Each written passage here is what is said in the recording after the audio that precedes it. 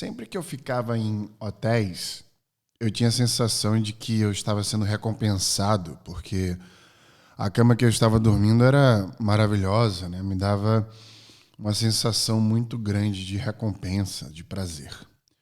Eu lembro de ter pensado várias vezes, eu quero dormir numa cama onde eu possa sentir isso todos os dias, para que a cama do hotel não me causasse essa sensação de recompensa.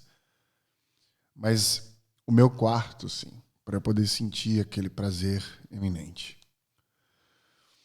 Eu não entendia muito bem, na época que eu pensava dessa forma, os porquês dessas questões, porque a minha introspecção, que sempre existiu, ela veio se desenvolvendo muito, um pouco depois disso. E foi um pouco depois dessa época que eu comecei a entender os porquês de eu buscar essas coisas dentro do ambiente que eu vivia a maior parte do tempo e não necessariamente nas fugas, por assim dizer. E para explicar esta sensação e como eu lido com ela, eu preciso falar primeiro como ela foi forjada, geneticamente, inclusive. Essa busca pela recompensa, esse estímulo, ele foi criado fisiologicamente, involuntariamente, para nos fazer sobreviver. A gente precisou e precisa ainda de estímulos para poder comer, para poder fazer sexo. Lembrando sempre dos dois objetivos maiores que a ciência dá para os Homo sapiens sapiens: reproduzir e sobreviver. Só que hoje, estes estímulos, eles se estenderam para outras questões que nada tem a ver com a sobrevivência. No No Brain, No Gamecast de hoje, vamos falar sobre um sistema que faz com que você se estimule a ter um resultado. O sistema conhecido como sistema de recompensas do cérebro. Hoje, vamos falar da cereja do bolo. Vamos falar do morder da maçã, do beijo na boca, do abraço. Vamos falar do mergulhar da piscina, do tomar do vinho. Hoje, vamos falar do centro, do núcleo do prazer.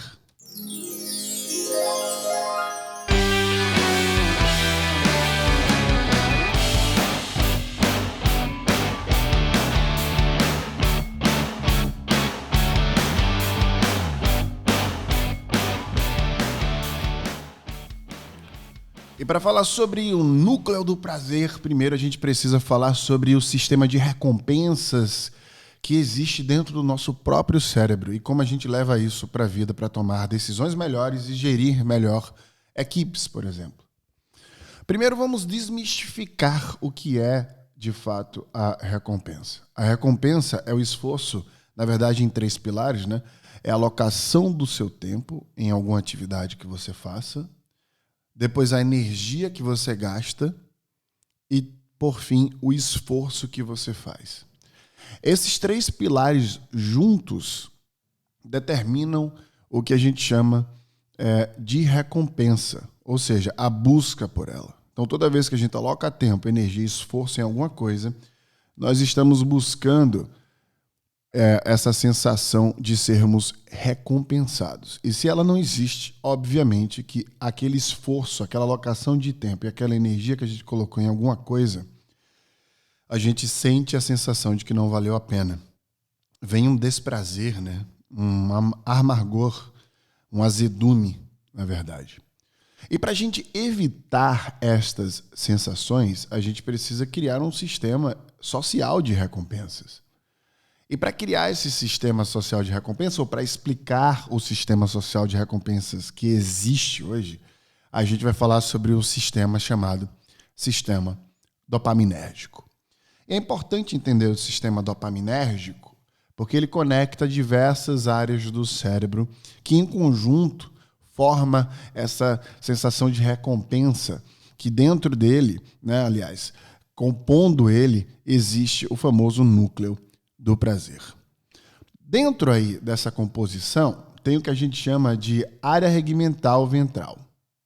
Essa área, também conhecida como VTA, é conhecida como a raiz da dopamina. Ela que impede para que o ato que gerou prazer, por exemplo, se repita. Veja que importante. essa raiz da dopamina. Fica entendendo o que é prazer para você biologicamente e fica pedindo de novo, independentemente do que possa te causar. Esta área, ela tem uma ponderação, né, uma modulação da tomada de decisão pelo córtex pré-frontal. Então veja que essa área chamada como VTA, né, que é a área regmental ventral, que é a raiz da dopamina, ela está no nosso, digamos, subconsciente. E o córtex pré-frontal traz esta consciência. É o que nos diferencia dos demais animais. Ele pondera e toma as decisões ponderadamente em relação a esses estímulos, que são provenientes da raiz que eu acabei de falar, da dopamina. Ou seja, em outras palavras, enquanto esta área se fortifica biologicamente pelo prazer que você sente em algum ato, como comer chocolate, por exemplo, o nosso córtex pré-frontal fica tentando racionalizar aquilo e te dá a satisfação em comer suficiente. Só que os estímulos fisiológicos continuam e partem desta região do cérebro inconsciente. E cabe, então, à nossa consciência controlar a nossa satisfação. E é importante falar da diferença entre a utilização de drogas entorpecentes, por exemplo, a gente vai falar um pouco mais daqui a pouco sobre isso, versus, por exemplo, o açúcar. São estímulos diferentes, causam, portanto, esse conjunto, né, esse comportamento de formas diferentes, apesar de se utilizar do mesmo sistema. A gente fala um pouco sobre isso daqui a pouco, sobre as substâncias que secretamos, por exemplo, quando utilizamos droga ou quando comemos algo que tem açúcar, como o próprio chocolate. Até porque, eu já vou plantar essa semente na sua cabeça, você não vai ver ninguém se matando para comer açúcar. Do contrário, é verdade. Quando as pessoas não têm acesso à droga, a droga leva à violência de alguma forma, nem que seja a violência do próprio corpo gritando por mais droga. São vícios completamente diferentes. E a boa notícia disso é que você pode substituir, por exemplo, o prazer que o sistema dopaminérgico te causa, estimulado pela VTA, por exemplo, por essa região que é a raiz da dopamina, por prazeres mais saudáveis. É comprovado cientificamente que o córtex pré-frontal pode começar a buscar outros elementos na alimentação, por exemplo, que te dê um prazer similar ou até melhor que o próprio chocolate, por exemplo, açúcar em excesso. Você precisa testar elementos diferentes, alimentos diferentes. Por quê? Porque esta área ela é estimulada pelo prazer e ela vai aprendendo com aquele prazer. E ela vai pedindo mais daquilo. É por isso que tanta gente se debruça tanto em fazer esporte, exercício físico. Porque o prazer, apesar do esforço, é tão grande que o cérebro fica pedindo aquilo o tempo inteiro. A gente se confunde, né, muitas vezes, isso com comprometimento. Na verdade, o comprometimento vem no início, para você tentar estimular o teu cérebro, o sistema dopaminérgico, a aprender aquele prazer. Depois não tem mais a ver com comprometimento, tem a ver com puro prazer. O teu cérebro te falando que aquilo te dá uma sensação gostosa. É por isso que você faz aquilo. Eu, por exemplo, faço jejum intermitente já faz mais de 1 ano. Das 10 da noite do dia anterior até 1 da tarde do próximo dia. Eu tomo 2 cafés de manhã. Muitas vezes café latte, é verdade. Entretanto, eu gosto dessa sensação. Me dá prazer. Quando antes eu comia bolos, tapiocas e afins, e também era estimulado pelo prazer, hoje eu sinto prazer em não comê-los, de vê-los e não precisar mais comer, por exemplo, de manhã. Da mesma forma que eu estou falando para você substituir esses prazeres que te causam mal, que talvez não sejam tão saudáveis assim. Então, dentro dessa tendência de buscar a mesma ação, por isso que está aí a importância, né, de substituir hábitos por hábitos hábitos prazerosos não saudáveis por hábitos prazerosos que são saudáveis, a gente chega no famoso núcleo do prazer. O núcleo do prazer tem nome e sobrenome para a neurociência. É conhecido como núcleo accumbens. E o núcleo accumbens ele é responsável por essa sensação de prazer que eu quero levar até a sensação de recompensa para a gente matar esse podcast aqui com dicas de como você se recompensa de forma mais saudável e como você mantém times de alta performance, até você mesmo, né? Performando bem, se recompensando pela coisa certa. E, óbvio, um fechamento que parece um soco no estômago. Sempre, né? Afinal de contas, é para isso que eu estou aqui. Veja que o prazer, ele tinha, como eu já falei, uma função de aumentar as probabilidades de sobrevivência, como comer calorias, por exemplo, dormir bem, aprender habilidades, conseguir o apoio social, fazer sexo. Esse prazer também aumentava a motivação para que a gente repetisse essas atividades, até a gente se sentir preenchido, saciado. Só que atualmente, né, nos dias de hoje, a gente pode enxergar que esses estímulos, como eu também já falei anteriormente, eles podem existir em qualquer atividade de prazer. Atividade que nos dá estímulos prazerosos. E isso não está necessariamente relacionado com a função da sobrevivência. Como jogos, músicas, por exemplo, livros, a gente adora ler. Muita gente que adora ler sente essa sensação. Por isso a importância de primeiro se comprometer a ler e depois sentir a sensação de prazer pela leitura. Dança, por exemplo, filmes. Tudo isso nos dá prazer. Se você doutrinar teu cérebro a sentir prazer lendo ao invés de assistir filmes no Netflix, por exemplo, ele vai aprender. Mas é importante respeitar suas peculiaridades. Porque nem todo mundo vai sentir prazer lendo. Nem todo mundo vai sentir prazer comendo chocolate. Nem todo mundo vai sentir prazer escutando música. Não é porque a maioria vai sentir que todos se sentem assim. É preciso se entender. Por isso da importância da introspecção. Gravei um podcast só sobre isso. Me atrevo a falar que os mais inteligentes são mais introspectivos. Porque eles alimentam sua inteligência com conhecimento próprio. Então vale a pena se testar, se provar e substituindo o prazer por coisas que são mais saudáveis, que te deixam mais robusto ou robusta como ser humano, por exemplo. Coisas mais úteis, eu diria. Este prazer, ele é superativado pelas drogas, como eu já falei. Mas veja que as afetaminas e as heroínas, por exemplo, aliás, as afetaminas e a heroína, por exemplo, elas têm estímulos diferentes. Porque enquanto o açúcar, por exemplo, ou o jogar do jogo, ou o dançar da música, etc., causam esses estímulos pelo prazer, as afetaminas e heroína, por exemplo, elas superativam. Então existe uma ativação exacerbada. Isso eu já falei que se aprende biologicamente a ter prazer e se pede fisiologicamente a repetição daquele prazer, na hora que você dá uma superativada, superestimulada neste processo, é óbvio que ele vai sobrepor o seu córtex pré-frontal, diminuindo a sua razão sobre as decisões que você toma. Essa é uma das grandes diferenças entre afetaminas e heroína, por exemplo, e o uso do açúcar. Porque essa superativação, superestimulação, ela causa exacerbadamente esse poder que o subconsciente tem sobre o consciente. E aí por isso que a gente vê tanta gente viciada em drogas. O corpo pede aquilo muito mais que a consciência fala para parar. Essa é a grande diferença.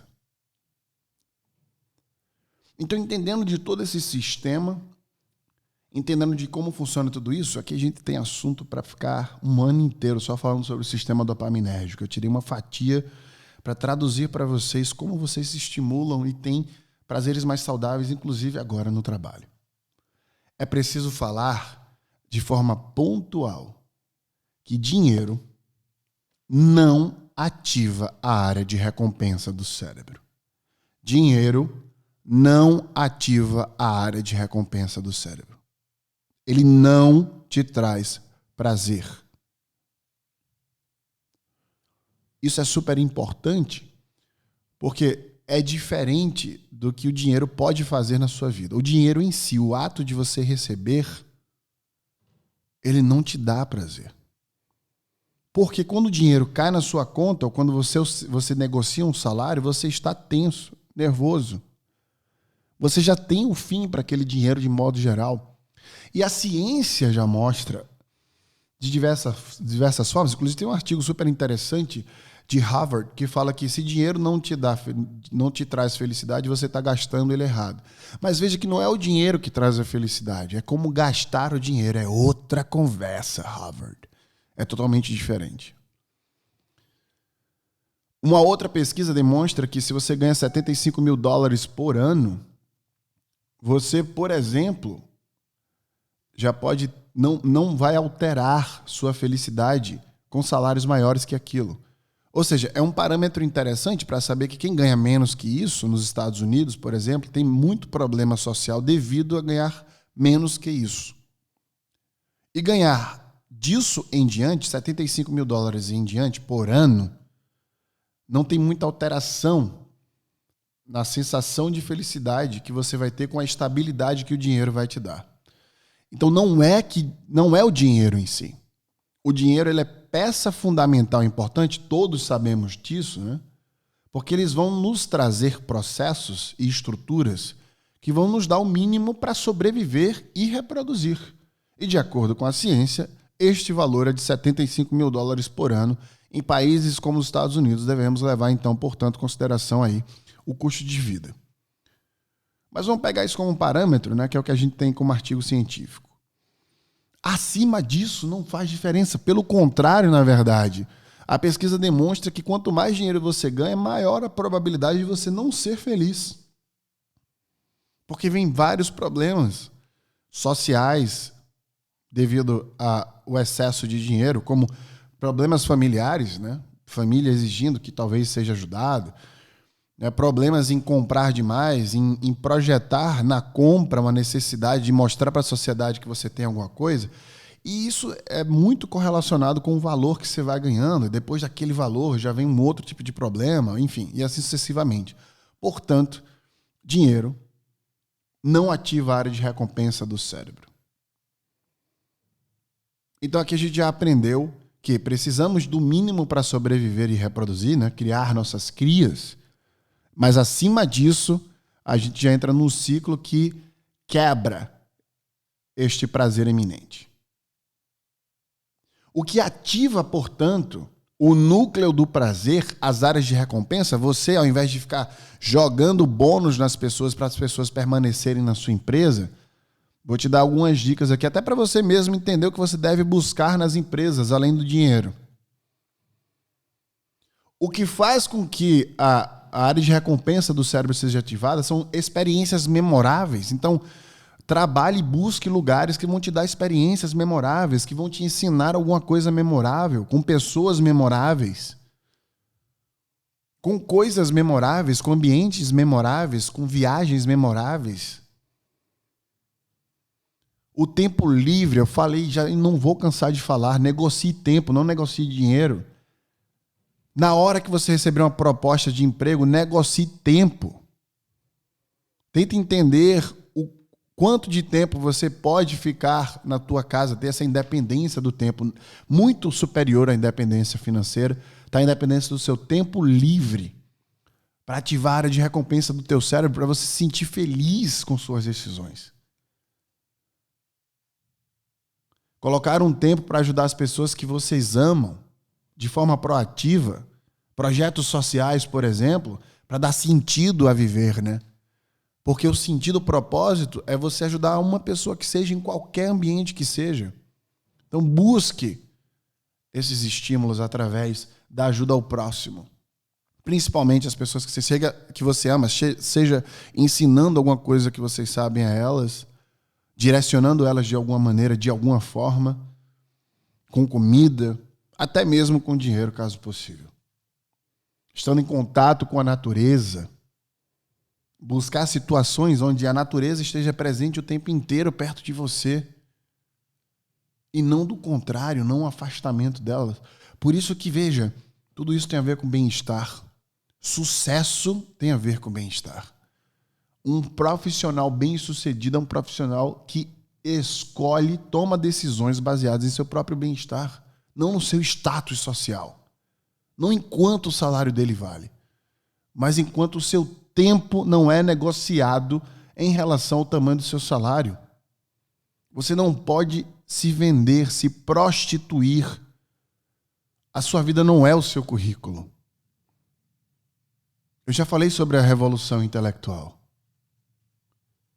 Então é preciso entender, e veja esse movimento da pandemia, que um monte de profissional que morava em apartamentos pequenos em São Paulo vão para o interior, vão para outras cidades, morar em casas maiores, sabe, perto da família, perto da natureza, como se fosse um grito de sobrevivência, um respirar de um ar puro, uma bolha que se explode dentro de uma água que está te afogando.